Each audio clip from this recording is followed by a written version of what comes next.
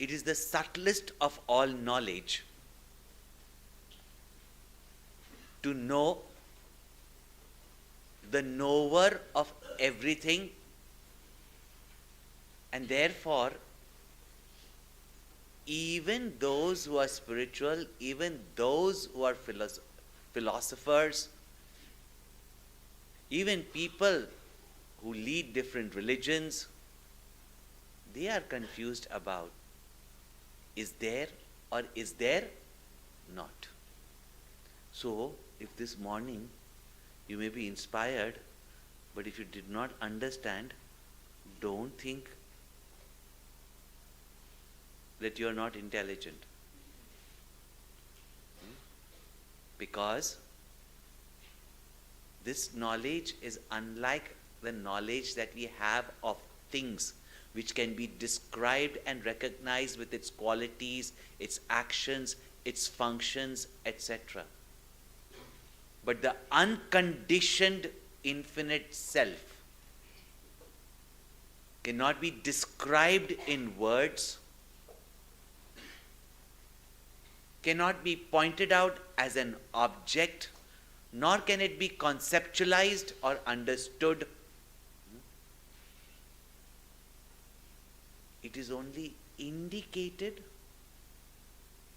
and with a concentrated mind, you have to turn your mind's direction towards that knower who knows the birth and the death, and therefore has got no birth, no death. Na jayate, na mriyate. Is not born, nor does it die. Who? Vipaschit, the knower. In this light, everything in this room is seen. Is it not? There was singing, clapping and dancing before I came on certain days. The light illumined it. Then there were moments of silence. The light illumined it. Then Shubham gets up and makes you sit while you are restless and gives you announcements. The light is illumining it. And after over an hour of sitting, when you get up with all that commotion, the light is illumining it. The lamppost on the street at night illumines every passerby. The romantic couple, the pickpocketer, even a murderer.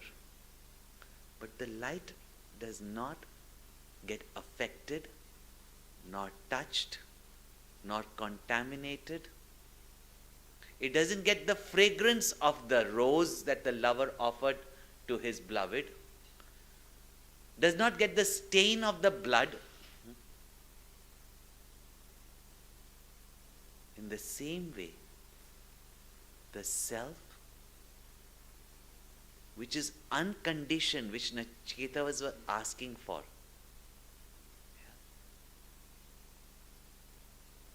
is untouched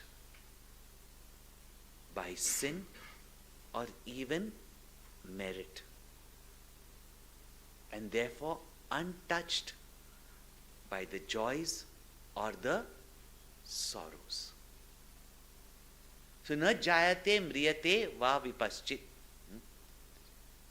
Nor is it a cause and effect, because it being one, whatever seems to be appearing is only an appearance.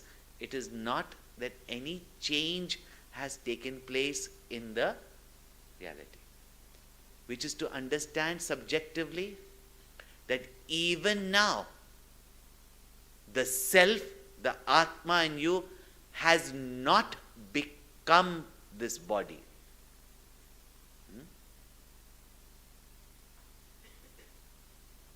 Ever eternal, unchanging, imperishable, Purana, ancient, because even before time, therefore unconditioned by time, and therefore changeless, eternal, imperishable.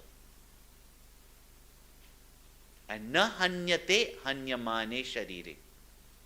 And even when this body dies, the self does not die.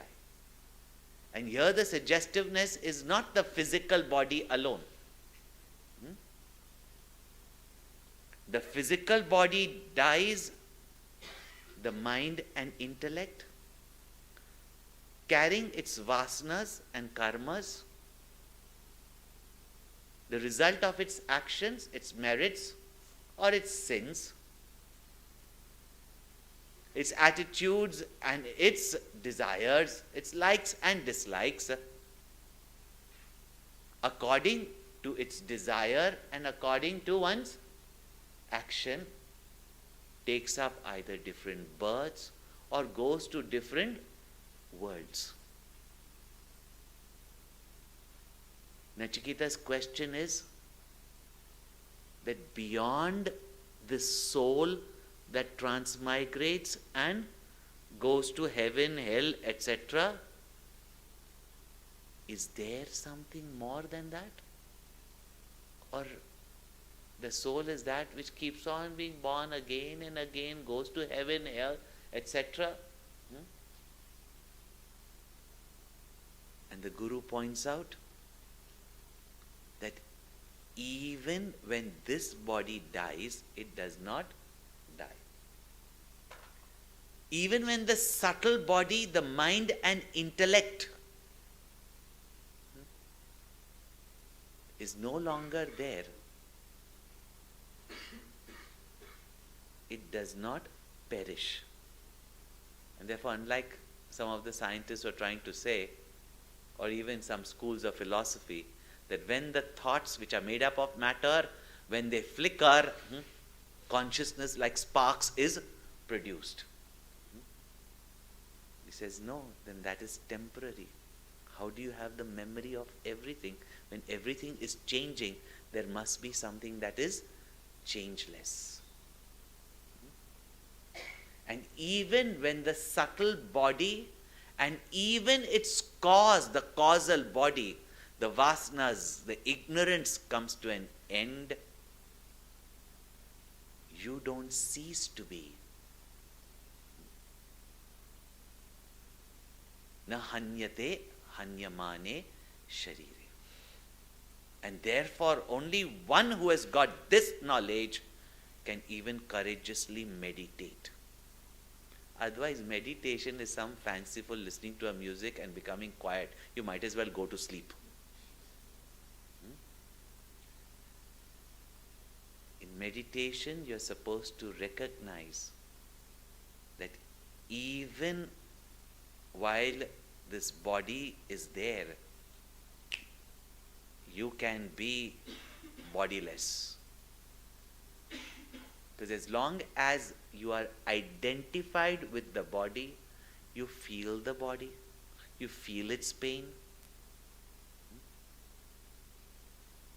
You are identified with the mind's agitations, joys, sorrow, confusion, frustrations of the intellect becomes yours.